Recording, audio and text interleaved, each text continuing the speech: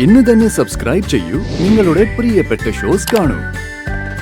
അതാ ശരിക്കും നന്നായത്. എനിക്ക് മിണ്ടുന്നതിന് എന്താ കുഴപ്പം? നീ എന്താ വിചാരിച്ചേ? നിന്റെ കല്യാണക്കാര്യത്തിൽ എനിക്കൊട്ടും സന്തോഷമില്ലെന്നാണോ? എനിക്ക് പറയാനുള്ളതൊക്കെ ഞാൻ മനുവിനോട് പറഞ്ഞിട്ടുണ്ട്. അത് നീ അവനോട് ചോദിച്ചാ മതി.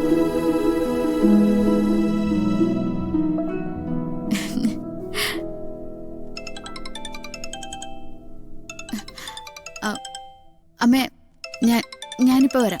சரிம்மா. இந்த சாரி நல்லா இருக்கு. உங்களுக்கு எது போட்டாலும் நல்லா தான் இருக்கும்.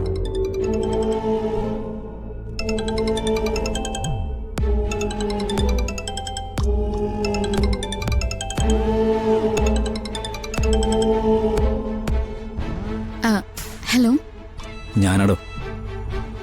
എന്താ? ഞാനിപ്പോ വഴിയിൽ വെച്ചേ ആദിമോനെയും കല്യാണിയും കണ്ടു. അവര് നല്ല വിഷമത്തില. എന്തുപറ്റി?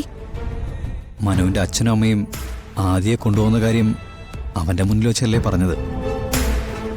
അവനത് സഹിക്കാൻ പറ്റുന്നില്ല. കല്യാണയുടെ കാര്യം അങ്ങനെ തന്നെ. നമ്മൾ പിരിയേണ്ടി വരുമോ എന്നൊക്കെ ചോദിച്ച് രണ്ടാളും കരച്ചലിന്റെ വക്കത്തായിരുന്നു. അവരെന്നോടും ചോദിച്ചു. ഞാൻ മോന് വാക്ക് കൊടുത്തു, നിങ്ങൾ തമ്മിൽ പിരിയേണ്ടി വരില്ലാന്ന്. ആദിമോൻ എപ്പോഴും തൻ്റെ കൂടെ തന്നെ ഉണ്ടാവണം. അവന്റെ അമ്മ താന. അവൻ ഇനി അത് മാറ്റി ചിന്തിക്കാനൊന്നും പറ്റില്ലെന്ന്. അല്ല, പക്ഷേ ഞാൻ എടോ, തന്റെ ടെൻഷൻ അതങ്ങ് വിട്ടേക്ക്. എന്താ ചെയ്യേണ്ടതെന്ന് എന്റെ മനസ്സിലൊരു തീരുമാനമുണ്ട്. ഇനി തന്റെ ജീവിതത്തിൽ വേദനയുള്ള ഒരു കാര്യവും സംഭവിക്കരുത്.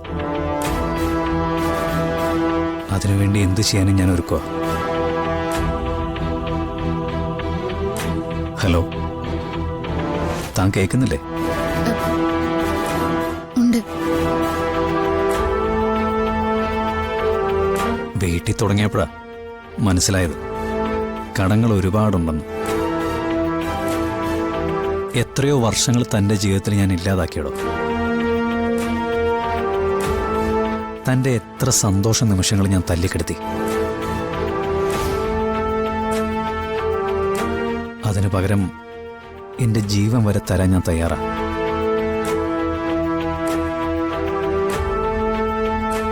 താനൊരു കാര്യം ചെയ്യും, ആദിമോനോട് സംസാരിക്കും. അവനോട് താൻ ഉറപ്പിച്ച് തന്നെ പറഞ്ഞു, അവൻ തന്നെ വിട്ടുപോകില്ലെന്ന്. ഇത് ആദിമോനും തനിക്കും ഞാൻ തരുന്ന വാക്കാ.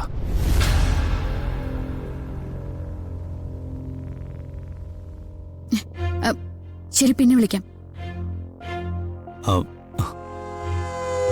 ഹലോ, ആര്? അത് സ്കൂളിലൊരു ടീച്ചറാ. 3-4 ദിവസമായിട്ട് ലീവല്ലേ, അതിന്റെ കാര്യം എന്താണെന്ന് ചോദിച്ചതാ.